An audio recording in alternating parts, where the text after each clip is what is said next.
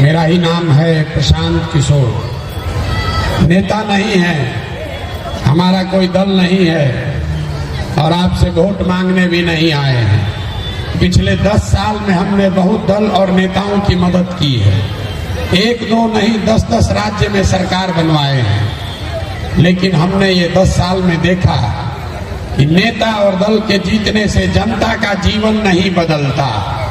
हमने बहुत करीब से देखा है, जो जीत गया वो जीत के हेलीकॉप्टर पर गया और आपका बच्चा जहां था वहीं रह गया। तो हमने ये तय किया, तो नेता और दल को तो बहुत सलाह दे दिए। एक बार चल के बिहार की जनता का हाथ पकड़ते हैं, आपको सलाह देते हैं ताकि आपका जीवन भी बदले और आपके बच्चों का भी जीवन बदले।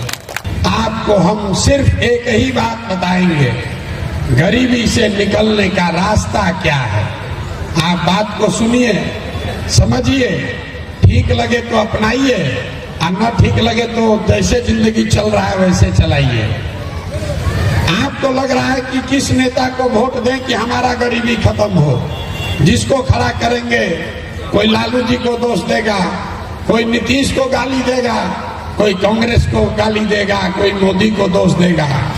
जन सुराज में हम उल्टी बात बता रहे हैं। एक बार तो मान लीजिए कि जिसको भी आपने वोट दिया, जिसकी भी सरकार बनी, उसने जो काम किया या करने का दावा कर रहा है सबको सही मान लीजिए।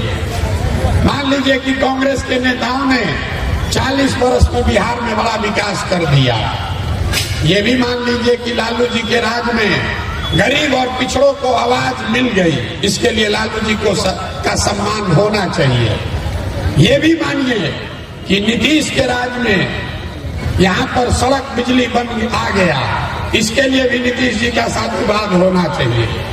लेकिन अगर सबके बात को, सबके दावा को सही मान भी लिया जाए तो भी इस बात से कोई इनकार नहीं कर सकता है कि इस देश में सबसे ज्यादा गरीब, सबसे पिछड़े, सबसे ज्यादा अशिक्षित, सबसे ज्यादा भुखमरी और बेरोजगारी वाले हम लोग बिहार के लोग ही हैं। तो इसका मतलब है कि कहीं ना कहीं कोई ऐसी वजह है, कोई रोग का कारण है जो आपको पकड़ में नहीं आ रहा।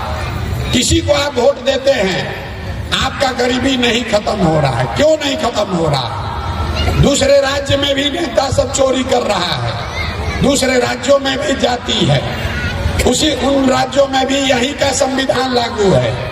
लेकिन किसी राज्य में जितनी गरीबी बदहाली बिहार में उतना कहीं नहीं है।